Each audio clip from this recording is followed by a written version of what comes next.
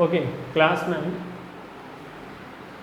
Today we start exercise 10 for already we started 10.4 exercise. Okay, this is part 7 video from question number 7. Okay, in the adjoining figure, AD bisects angle A. Arrange AB, BD and DC in the descending order of their length.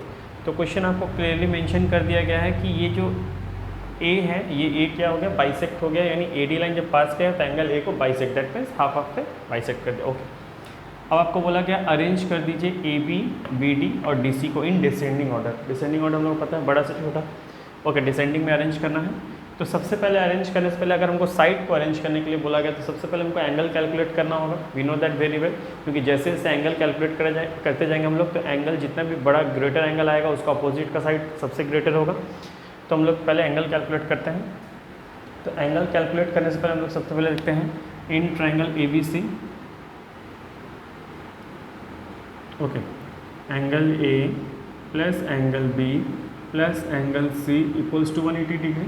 Okay, we know that sum of all interior angle of a triangle is 180 degree. So angle A B is 60, C is 40 equals to 180.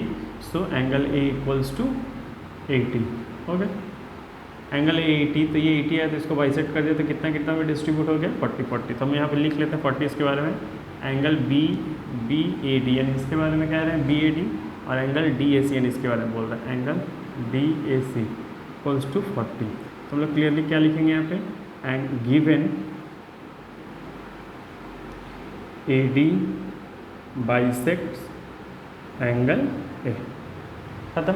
Okay, अब जब ये दो triangle का हमको पता चल चुका है, दो एंगल देखे एंगल निकाल लेंगे. तो सबसे पहले इस एंगल के बारे में हम लोग बात करते हैं. In triangle A B D इसके लिए यहाँ का हम निकाल लेंगे. यहाँ पे किसके लिए निकालना है, एंगल ए डी बी के लिए निकालना है. तो ए डी बी 180 से माइनस कर देंगे दोनों को, 60 प्लस 40 तो ये आ जाएगा 80. तो यहाँ हो गया 80. फिर इस फिगर के लिए एंगल ए डी सी के लिए ये एंगल निकालना है, यानी एंगल ए डी सी के लिए क्या करेंगे 180 से माइनस कर देंगे. किसको माइनस कर देंगे, इन दोनों को 40 प्लस 40, 40 प्लस 40 तो ये भी निकल जाएगा 100, यानी ये हो गया मेरा 100. ओके, सभी एंगल कैलकुलेट हो गया है. अब जिसको जिसको प्रूफ करने के लिए कहा गया है ए बी बी डी और डी सी, इन तीनों पार्ट को लोग सबसे पहले देखते हैं. ए बी हम यहाँ पॉइंट करके छोड़ दे रहे हैं, ए बी के लिए, बी डी के लिए और डी सी के लिए. अब डिसाइड करना है कि इसमें से सबसे बड़ा कौन है.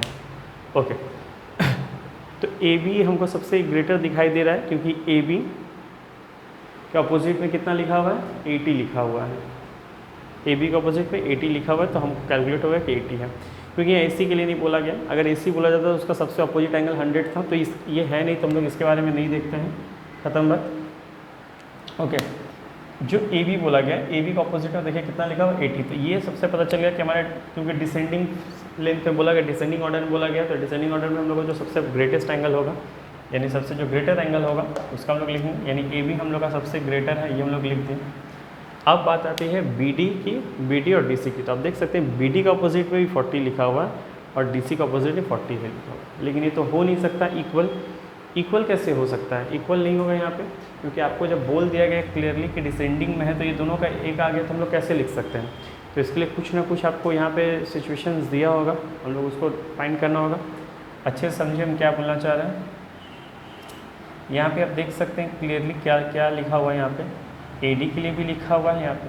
तो हम यहाँ पे आपको क्या, ये इसको छोड़ दीजिए, इसको रहने दीजिए, हम इसके पहले बात कर समझाते हैं. अब हम लोग इस या बी डी में और यहाँ ए डी में कंपेयर हम करते हैं. ओके, तो सबसे पहले क्वेश्चन में और गिवन कुछ नहीं दिया हुआ नहीं, क्वेश्चन में और कुछ भी गिवन नहीं दिया हुआ. तो हम लोग यहाँ पे क्लियरली मेंशन कर लेते हैं कि जो बी डी है और यहाँ जो ए डी है, तो हम लोग लिख सकते हैं A D greater than B D.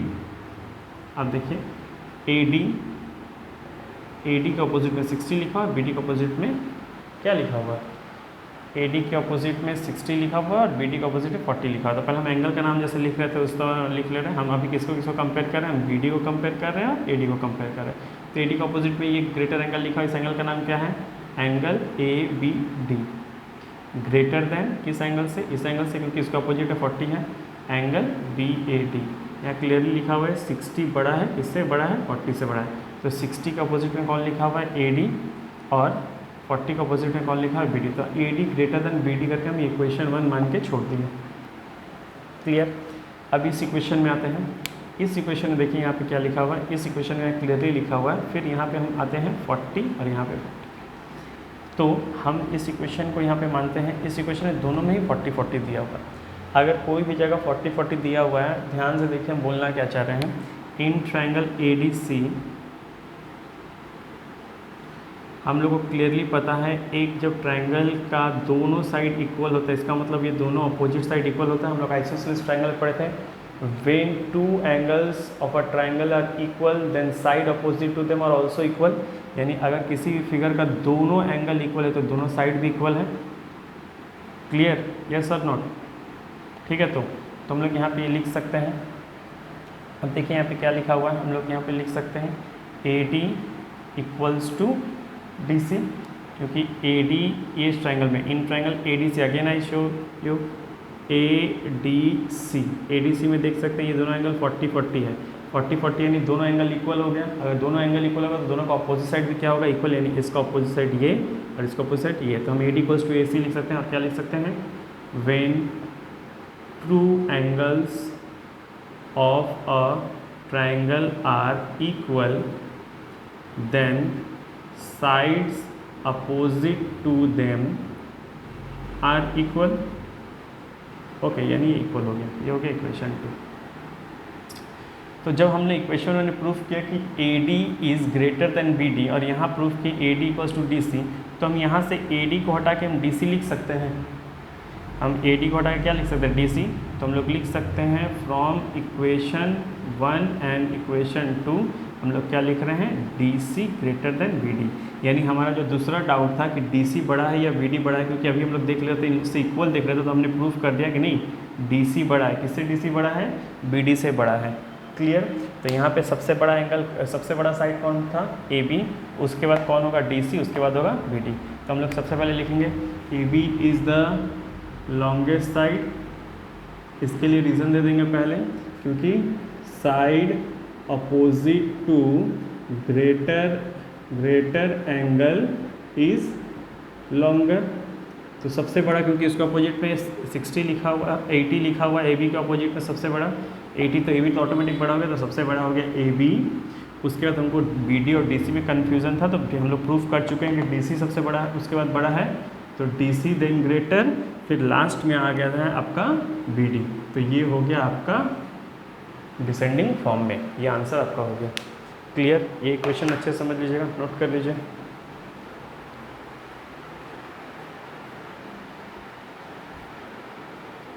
Okay, question number 8A। 8A में देख सकते हैं क्या लिखा हुआ है। 8A में लिखा हुआ है इन द फिगर हम लोग पहले ड्रॉ कर ले रहे हैं यहाँ पे। ओके,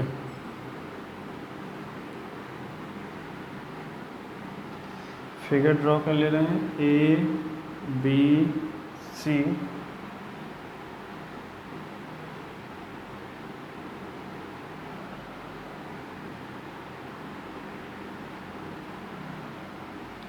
D ये रहा F,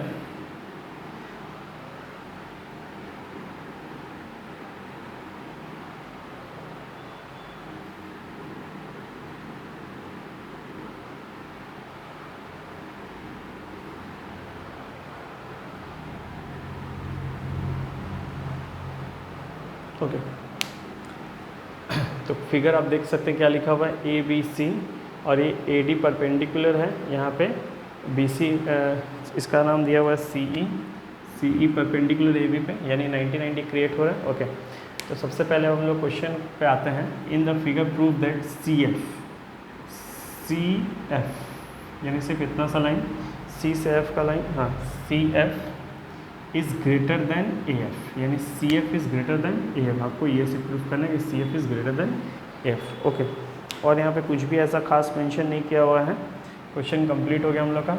हम लोग क्वेश्चन को आराम से देखते हुए समझते हैं कि क्वेश्चन में करना क्या है, पहले वो समझ लेते हैं। सबसे पहले इस फिगर में ABC में आप देख सकते हो यहाँ पे A का वैल्यू दिया हुआ है, ये पूरा एंगल A का पूरा वैल्यू दिया हुआ है, B का वैल्यू दिया, C का वैल्यू नहीं दिया हुआ है। तो सबसे पहले हम लोग सी का वैल्यू कैलकुलेट कर लेते हैं। ओके, सी का वैल्यू कैलकुलेट करते हैं।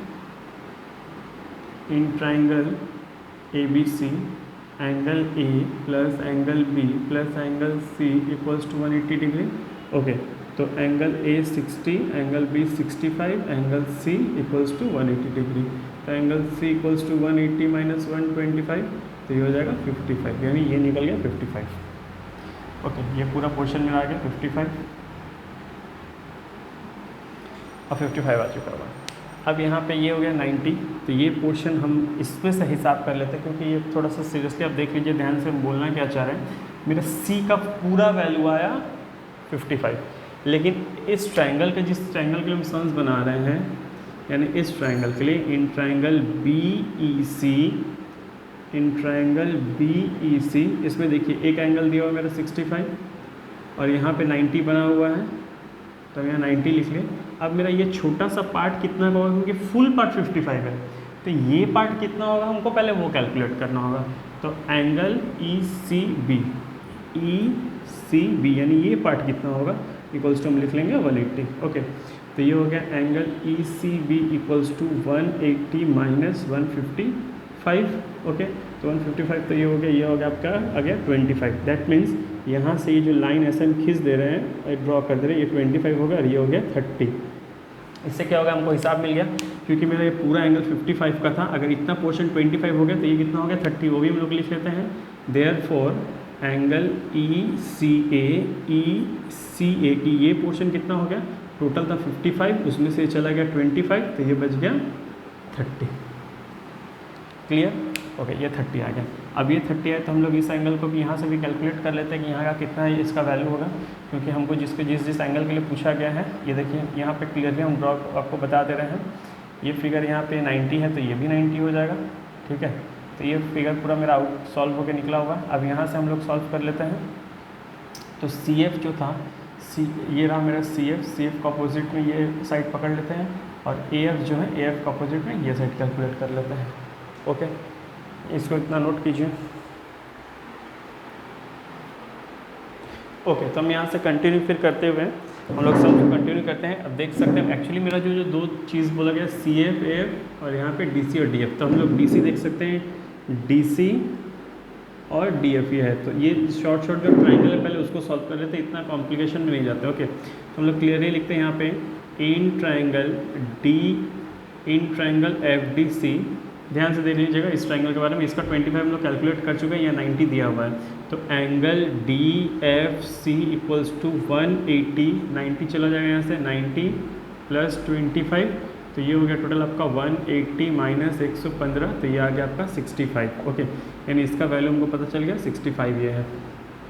ओके, तो इस ट्राइंगल में क्या बोला गया है, डीसी के लिए बोला गया। तो देख सकते हैं डीसी का अपोजिट में क्या लिखा हुआ है, 65 लिखा हुआ है, और वही डीएफ के लिए बोला गया, डीएफ का अपोजिट में क्या लिखा हुआ है, 25 लिखा हुआ है। तो मेरा जो डीसी होगा वही बड़ा होगा, क्योंकि डीसी का अपोजिट में ग्रेटर एंगल है। तो हम लोग एंगल को रिप्रेजेंट कर देते हैं, एंगल डी एफ सी 65 है, is greater than angle F C D, angle F C D, क्योंकि ये 65 है और ये कितना है 25 है। क्लियर?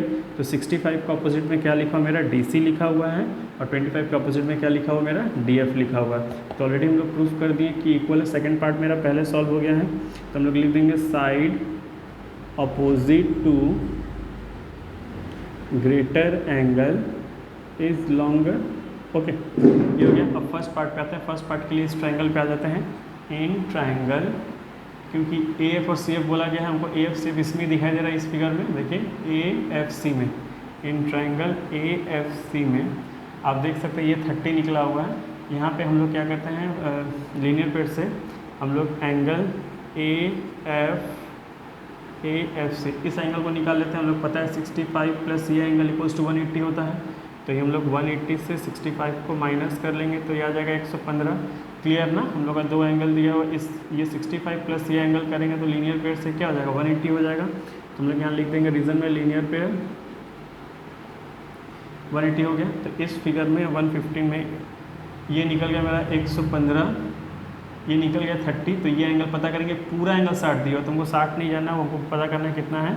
तो उसमें हम लोग लिखेंगे 115 प्लस 30 प्लस FAC, हमको सिर्फ इतना जानना है इसके बारे में, इस पोर्शन के बारे में, ये पोर्शन पूरा टोटल 60 दिया हुआ है, तो हमको ये पोर्शन पता चल जाएगा कितना हो जाएगा, angle F A C equals to 180 degree, तो ये हो जाएगा angle F A C equals to 45, ये हो जाएगा 35, ओके, ये आ जाएगा आपका 35 हो जाएगा। क्लियर, ये मेरा निकल गया 35 यहाँ से।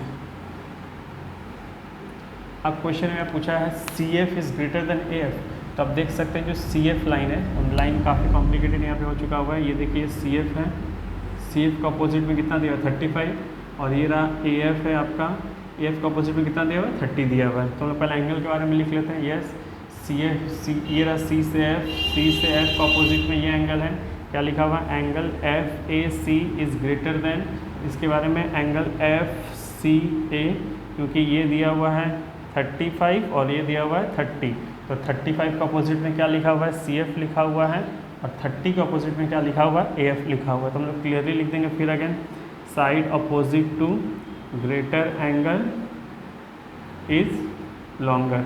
तो क्लियरली क्या है, जिसको भी प्रूफ करना बोला रहेगा आप उसका पहले अपोजिट एंगल कैलकुलेट कर लीजिएगा, दिखा दीजिएगा कि अपोजिट का वैल्यू कम है जिसकी वजह से उसका अपोजिट साइड बड़ा है। क्लियर ना, जिसका अपोजिट एंगल कम होगा वो शॉर्टर साइड होगा, जिसका अपोजिट एंगल ग्रेटर होगा वो लॉन्गर साइड होगा। तो इस तरह से हम लोग प्रूफ कर दें, नोट कर लीजिए।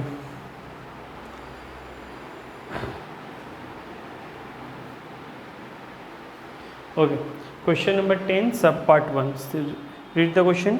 It is possible to construct a triangle with the length 4 centimetre, 3 centimetre and 7 centimetre, give reason for your answer. यानी अगर आपको मेजरमेंट दे दिया गया 4 सेंटीमीटर, 3 सेंटीमीटर और 7 सेंटीमीटर, तो क्या इस मेजरमेंट का आप ट्राइंगल बना पाएंगे?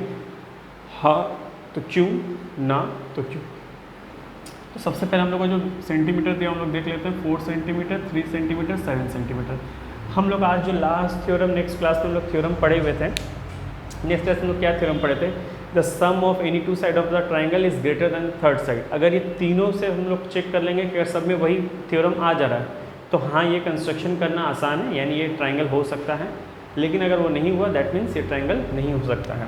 तो हम लोग देख सकते हैं, हम लोग लिखेंगे 7 + 3, यानी ये दो साइड को अगर ले रहे हैं तो ये the sum of two side is greater than third side. Clear, okay. फिर अगर हम 7 + 4 ले रहे हैं, यानी इसको और इसको ले रहे हैं, ये 7 + 4 is greater than third side. लेकिन जब 4 + 3 ले रहे हैं तो ये इक्वल्स टू 7 आ जा रहा है। तो क्या मेरे लिए कंस्ट्रक्शन करना पॉसिबल है? नो, क्योंकि हम लोग थ्योरम में क्या पढ़े थे, the sum of any two sides of a triangle is greater than third side. ये तीसरा साइड से उसका वैल्यू हमेशा ज़्यादा होगा, यानी कभी इक्वल नहीं होगा, ज़्यादा होगा। मतलब जैसे देखिए 7 + 3 10 हो रहा है, 10 बड़ा है 4 से, हाँ तो ये चल रहा है, ठीक है। 7 + 4 11 होता है, 3 से बड़ा है, हाँ ठीक है। लेकिन 4 + 3 डायरेक्ट इक्वल्स टू, क्योंकि हम लोग जब इस दोनों को लिख रहे हैं तो इसके इक्वल्स टू फिर हमको यही लिखना पड़ रहा है। तो ये देखिए ग्रेटर देन नहीं होगी, इक्वल्स टू हो जा रहा है, जिसका मतलब पॉसिबल नहीं है ये ट्राइंगल को कंस्ट्रक्ट करना। So our answer is no. Okay, note it down.